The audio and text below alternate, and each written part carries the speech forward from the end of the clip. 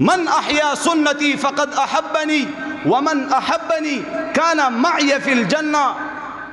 چاچی یو سنت ژوندی کو یو سنت دی ما سره محبت کو. څوک فرمائی؟ محمد رسول الله فرمائی چاچی یو سنت طریقه ژوندی کړله دی ما سره محبت کو، او چاچی ما سره محبت کو په جنت کې به ما سره یوځای وي. بل حدیث کی محمد رسول الله فرمائی چې د فساد په دور کې دا د فساد زمانه ده، د دجال فتنه به راښکاره کیږي، الله به دې د هغه فتنې نه بچ کوي.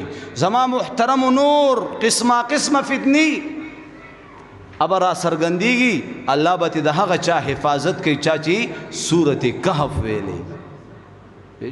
سورت کهف نو پیغمبر علیہ الصلوۃ والسلام فرمائی چې د فساد په دور کې زما یو طریقہ سنت طریقہ چا ژوندی کړله د 100 شهیدانو اجر باغته ملاویږي.